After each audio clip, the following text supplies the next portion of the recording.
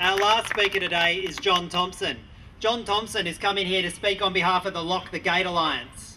Across Australia, not just here in St Peters, not just here in New South Wales, but particularly in southeast Queensland and across the rest of Australia, local communities are standing up to fight against the coal seam gas industry.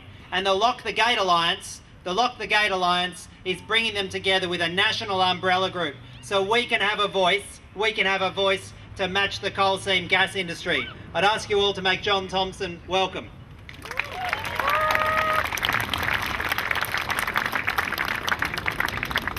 Afternoon, everybody. Boy, it's just great to see so many people came out today for this, what really is a seminal and very important event for your community.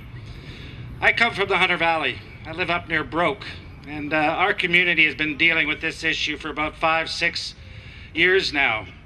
And what's happened is this industry has forced a bunch of people to go from living their lives and enjoying the tranquil environment of the Hunter Valley to becoming activists.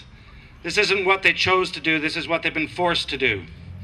And the failure of our governments is the reason. Our governments are not doing the job they're supposed to do for us.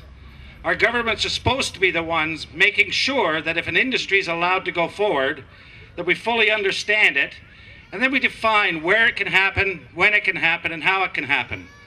And the blunt reality is that in this state, and in every state across Australia, and at our federal government level, the coal seam gas industry is not regulated, it is not strategically planned, and they are basically given free rein to go where they want, when they want, how they want.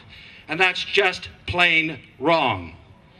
So the Hunter Valley Protection Alliance has been fighting this cause for 5-6 years. And it's a hard battle when you're doing it this on your own, in your own community. You can't seem to get the attention of the politicians. They don't want to listen. They don't want any change. So what we did is we got all our communities together from Queensland, Victoria, New South Wales. We had over 40 communities that are being impacted by this. We sat down and we had a discussion, and the stories are the same everywhere. It starts out with the surprise. Gee, the gas company's here and they're already drilling. Then you try to find out from the gas company what this is all about and how they're going to protect you, your land, your lifestyle, your environment. And guess what? The answers you get are a crock of bullshit. Quite honestly, every single company that's in this industry are cowboys. And they don't know how to communicate with a community. They don't know how to work with a community. To suggest that we can coexist is just plain wrong. So then you go look into your government and you say, help me understand this. Help me understand what's going to be done to protect my land, my environment, my lifestyle. And then what you find out is really nothing. There are no protections. The laws just aren't there.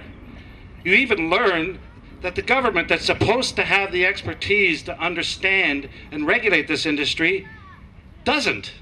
There are no skilled people in this area working for the government. They all work for the companies. What you're going to learn as you go through that process is that it's up to you, the individuals of this community, to stand up and do the job your government was supposed to do and demand that the regulations and the laws get put in place to prevent it happening here and everywhere else that's in direct conflict. Coal seam gas mining may have a place. Personally, I don't think it does. But if it does have a place, it is not in urban centers. It is not in wine and tourism regions. It's not on prime agricultural land. At best, it should be on the buffer zones of coal mines, and quite honestly, I don't think they want them there either. The truth is,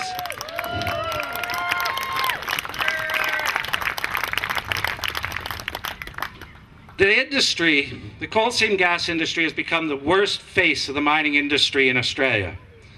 And they, for too long, have believed they are the most powerful institution in this country. Well, I'll tell you one thing.